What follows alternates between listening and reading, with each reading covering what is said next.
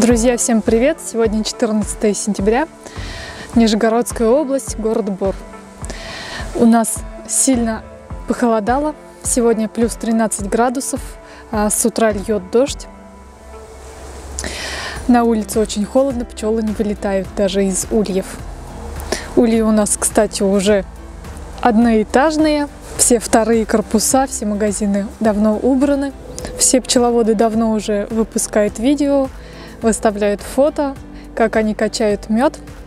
У нас таких видео не было и не будет. Мы немножко покачали, но у нас еще очень много рамок стоит неоткачанных. У нас уже пчелы закормлены, обработаны от клеща. Осталось только сформировать гнездо в зиму. Планирую я это сделать либо в конце этой недели, либо в начале следующей, потому что обещают плюс 17 градусов и солнечную погоду. И думаю, что я успею это сделать.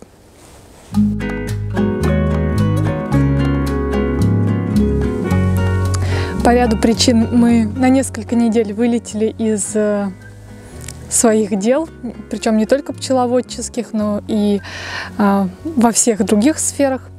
Вот, и у нас это все накопилось как снежный ком, и мы сейчас пытаемся это все разгрести в ускоренном темпе. Вот, последний раз мы, наверное, были на связи больше месяца назад, да? Что же у нас за этот месяц произошло? Во-первых, мы приобрели контрольные весы наконец-таки, и мы смогли отслеживать привесы, отвесы. Вот. И особенно хорошо это было видно, когда у нас цвел золотарник. В некоторые благоприятные дни у нас на контрольных весах было по 5-6 килограммов привес. По меду немножко расскажем, наверное. Качали мы мед в начале августа.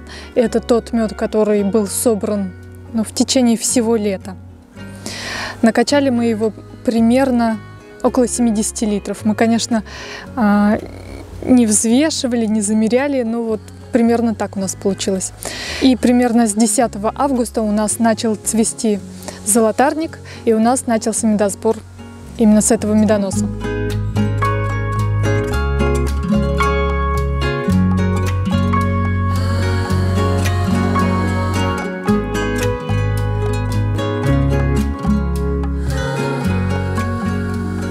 На данный момент у нас очень много рамок с золотарником, которые еще не откачаны. Сколько в них будет, мы даже не предполагаем. В ближайшее время надо будет этим заняться, пока он не закристаллизовался прямо в рамках. В этом месяце у нас прибыло еще 3 роя. Раи слабенькие, поздние. Вот поэтому мы решили, что будем их всех объединять.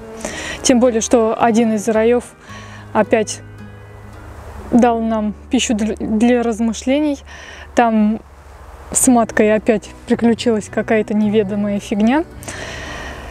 Изначально она там была, сеяла, и закрытый расплод был, и все вроде было бы хорошо, если бы в какой-то момент они не начали тянуть свящевые маточники, и матки не было найдено. И, конечно же, мы решили, что объединим этот рой с другим. Объединяли путем разделения 2 корпусов газетой. И когда мы второй корпус ставили на первый, на дне этого улья увидели молодую матку. Причем она была, наверное, вот только-только из маточника она вышла, но она была... Сначала мы даже подумали, что она мертвая, но немножко погодя мы увидели, что у нее все-таки шевелятся лапки, но она была очень слаба. Вот. Почему так произошло, непонятно, что это было вообще. Вот.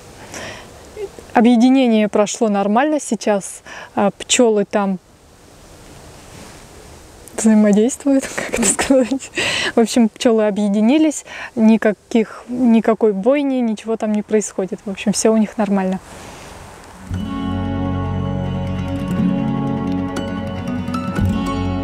Наш самый первый рой, который мы поймали в этом году, с ним было уже столько всяких приключений, что, мне кажется, нормальный пчеловод давно бы вытряхнул бы этот улей и все, и забыл бы про него. Так как для нас это ж наш первенец. Мы с ним повозились, просто, мне кажется, все возможные эксперименты, которые можно было поставить, мы все поставили на этом улье. Изначально, давай немножко это тезисно расскажем про это, да, про этот рой. Во-первых, мы его поймали, мы не нашли там матку, мы купили туда ее, подсадили.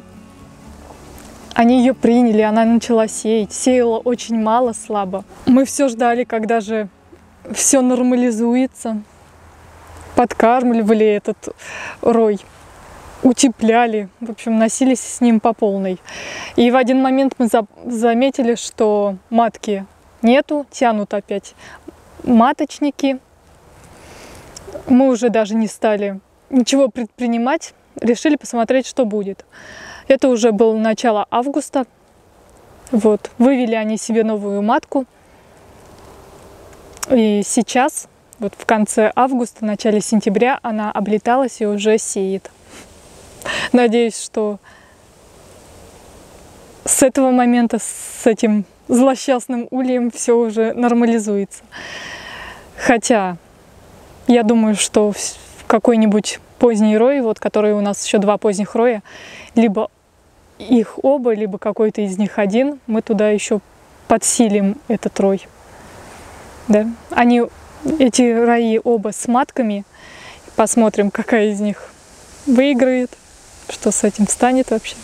И вот самый последний рой, который у нас появился совершенно недавно, причем в сентябре уже, мы пошли снимать все ловушки, которые у нас висели.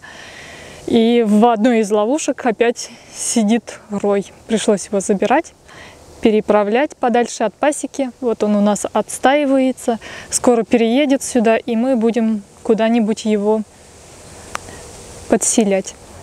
Про маток мы там ничего не знаем, есть она там или нет, потому что сейчас залезть туда очень рискованно. Они сейчас из-за погоды, из-за того, что взятка нету, они очень злые, набрасываются. Вот. Будем смотреть потом.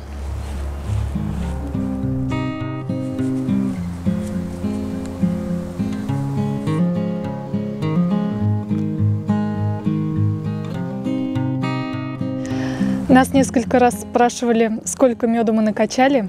Ответить на этот вопрос мы не можем, потому что мы, во-первых, не весь мед еще откачали, во-вторых, мы как-то и не измеряли сколько. Но это примерно 100 литров на данный момент мы, наверное, накачали, да, плюс-минус. Вот, и еще много рамок у нас, намного больше, чем мы откачали, у нас еще хранится рамок. Немножко про мед, наверное, расскажу все-таки это небольшую интересную заметочку. Все пчеловоды, наверное, уже замечали, что мед может быть разных оттенков, даже откачанный при одной качке, да. Вот и у нас тоже так же получилось. Мы накачали мед, и я разливала по таре, и мне казалось, что немножко оттенки отличаются меда. Ну, возможно, это было из-за освещения, других факторов. Но тут получилось так, что я в литровое ведерко налила из одной емкости, она закончилась, и долила из другой емкости. И получилось так, что у нас мед был вот, ну, оттенки заметно. Вот нижний слой прям темненький был, верхний посветлее. А сейчас мы откачали пару рамок золотарникового меда. Он прямо, не знаю, как описать этот цвет, прям кислотно-желтый какой-то, ярко-желтый цвет. Вот. Про цены на мед. В нашем регионе, даже, наверное, не в нашем регионе, а в нашей местности пчеловоды продают по 700 рублей за литр мед. Мы тоже попытались реализовать немного своего меда. Немножко у нас это получилось. Вот. Но в основном это знакомые, родня. Еще ради интереса мы решили узнать, сколько стоит мед на нашем Борском рынке. Итак, цена у них за килограмм 600 рублей. То есть получается за литр это 900 рублей. Вот. И ассортимент там, кстати, небольшой. Продает только одна женщина мед. И больше никого там нету конкуренции. Мы, наверное, тоже, да, если не найдем себе постоянных клиентов, будем туда ездить. Только для этого нам надо в систему Меркурий попасть еще. А куда же делся мед, спросите вы нас, если вы не успели его продать? Ладно. Кстати, мы расплатились со всеми долгами. То есть, блин, дурацкое это. Мы сейчас снимаем и думаем, мы столько накачали, куда же делся весь мед. Потом начали вспоминать, что мы расплатились медом за пчелосемьи, которые нам весной отдали.